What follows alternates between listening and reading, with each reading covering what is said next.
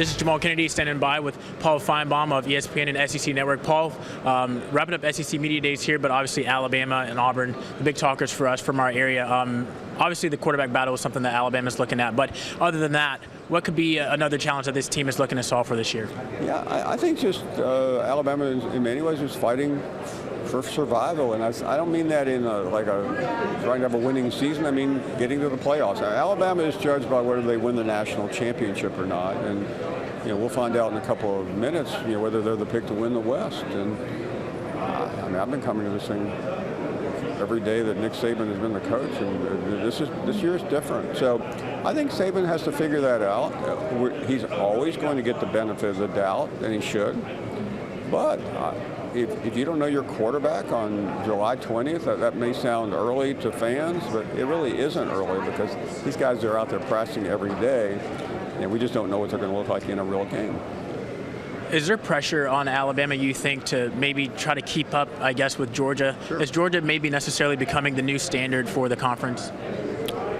Georgia is at the epicenter of college football right now, and I mean, Alabama fans, of which my wife is one, better get used to it. I mean, that program, Georgia, looks like Alabama did 10 years ago. I mean, there's not a hole on the roster. And some will say, what about quarterback? Well, don't get by. They have quarterbacks. They just haven't seen one. They don't have an experienced quarterback.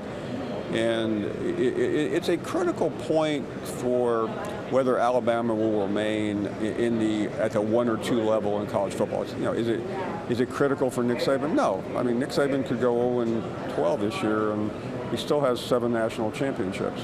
Lastly, what would you consider to be a successful season for Hugh Freeze in his first year in Auburn, knowing that he's got the quarterbacks to deal with, coming in with a new team, a lot of new faces? What would be a success? I think getting to a bowl game. And that sounds trite, but considering where this program has been the last 2 years, I would celebrate as an Auburn fan to see the Tigers bowling, and I think he will.